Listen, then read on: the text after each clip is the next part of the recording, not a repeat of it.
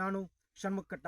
ಇವತ್ತು ನಾನೊಂದು ವಿಶಿಷ್ಟವಾದ ಆರೋಗ್ಯಕ್ಕೆ ಆಯುರ್ವೇದದಲ್ಲಿ ವಿಶಿಷ್ಟ ಸ್ಥಾನ ಪಡೆದ ಒಂದು ಗಿಡವನ್ನು, ಅದರ ತೊಗಟೆಯ ಉಪಯೋಗವನ್ನು ಹೇಳಲಿಕ್ಕೆ ಇದ್ದೇನೆ. ಬನ್ನಿ ನೋಡೋಣ ಆ ಗಿಡ ಯಾವುದು ಎಂದು.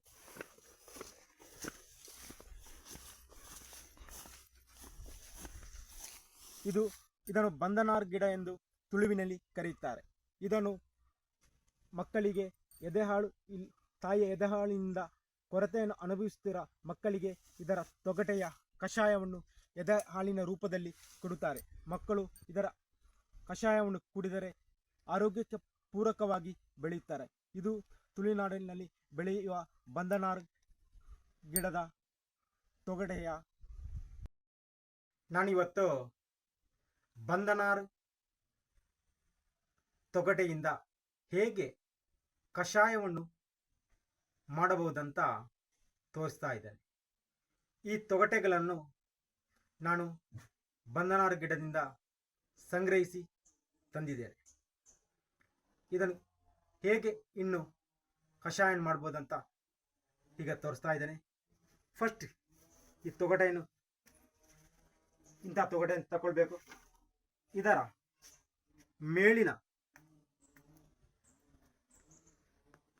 ಕವಚವನ್ನು ಹೀಗೆ ತೆಗಿಬೇಕು.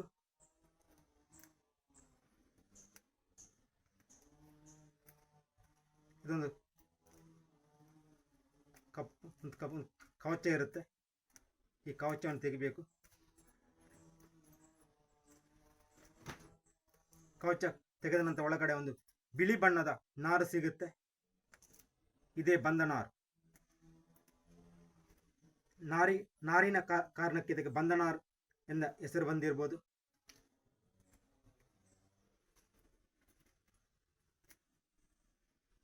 ನೋಡಿ, ಈಗ ಇದೊಂದು ನಾರು ಸಿಗುತ್ತೆ ಇಂಥದ್ದು. ಈಗ ನಾನು ಇದೇ ರೀತಿ ಸಂಗ್ರಹಿಸಿದ ನಾರುಗಳು. ಈಗ ನಾನು ಹೇಗೆ ಕಷಾಯ ಮಾಡುವುದಂತ ತೋರಿಸ್ತಾ ಇದ್ದೇನೆ. ಒಂದೆರಡು ಸ್ವಲ್ಪ ನಾರನ್ನು ತಗೊಳ್ಳುವ. ಒಂದು ಪಾತ್ರೆಯಲ್ಲಿ ಸ್ವಲ್ಪ ನೀರನ್ನು ತಕೊಂಡು ಈ ನೀರಿಗೆ ಈಗ ಇದನ್ನು ಮುಳುಗಿಸುವ.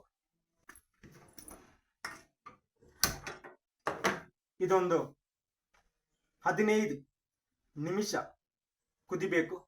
ಇದಕ್ಕೆ ಕಲ್ಲು ಸಕ್ಕರೆ ಅಥವಾ ಸಾವಯವ ಬೆಲ್ಲವನ್ನು ಹಾಕ್ಬೋದು. ಕೆಂಪು ಬೆಲ್ಲ, ಕೆಮಿಕಲ್ ಹಾಕಿದ ಕೆಂಪು ಬೆಲ್ಲ ಮಕ್ಕಳಿಗೆ ಬೇಡ. ಇದು ನಾನು ಪತಂಜಲಿಯವರ ಸಾವಯವ ಬೆಲ್ಲವನ್ನು ತಗೊಂಡಿದ್ದೇನೆ. ಇದನ್ನು ಈಗ ಕಷಾಯಕ್ಕೆ ಹಾಕ್ತಾ ಇದ್ದೇನೆ. ಇದೊಂದು 15 ನಿಮಿಷ ಕುದಿದ ನಂತರ ಮಕ್ಕಳಿಗೆ ಕೊಡುವ ಎದೆಹಾಲಿಗೆ ಸಮಾನವಾದ ಕಷಾಯ ತಯಾರಾಗುತ್ತದೆ. ಇದಕ್ಕೆ ದನದ ಹಾಲನ್ನು ಕೂಡ ಮಿಕ್ಸ್ ಮಾಡಿ ಮಕ್ಕಳಿಗೆ ಕೊಟ್ಟರೆ ಉತ್ತಮ. ಇದು ಬಂದನಾರಿನ ಕಷಾಯವನ್ನು ಮಾಡುವ ವಿಧಾನ. ಬಂದನಾರಿನ ಕಷಾಯ ರೆಡಿಯಾಗಿದೆ. ನೀರು ತುಂಬ ಇದ್ದರೆ 15 ನಿಮಿಷ ಬೇಡ, ಅದು ಬೇಗ ಕುದಿಯುತ್ತೆ. ಒಂದು 5-10 ನಿಮಿಷ ಕೂಡ ಸಾಕು. ನೀರು ತುಂಬ ಇದ್ದರೆ ಒಂದು 15 ನಿಮಿಷ ಅದು ತೊಗಟೆ ಬೇಯುವ ತನಕ ಕುದಿಬೇಕು. ಈಗ ನೋಡಿ, ಬಂದನಾರ ಕಷಾಯ ರೆಡಿಯಾಗಿದೆ. ನೋಡಿ, ಇದನ್ನು ನಾನು ಈಗ ಪಾತ್ರೆಯಲ್ಲಿ ತಣ್ಣಗೆ ಆಗಲಿ ಇಟ್ಟಿದ್ದೇನೆ. ಹೀಗೆ ತಣಿದ ನಂತರ ಮಕ್ಕಳಿಗೆ ಬಾಟ್ಲಿಯಲ್ಲಿ ಕುಡಿಯಲು ಕೊಡ್ಬೋದು. ಇಷ್ಟರ ತನಕ ನೀವು ಬಂದನಾರ್ ತೊಗಟೆ ಕಷಾಯ ಮಾಡಿದ ವಿಧಾನವನ್ನು ನೋಡಿದ್ದೀರಾ. ಇದು ತುಳುನಾಡಿನಲ್ಲಿ ಕೊಡುವಂಥ ಒಂದು ಪ್ರಸಿದ್ಧ ತೊಗಟೆಯ ಸಾಂಪ್ರದಾಯಿಕ ಕಷಾಯ. ಧನ್ಯವಾದಗಳು. ಮುಂದಿನ ವಿಡಿಯೋದಲ್ಲಿ ಸಿಗೋಣ.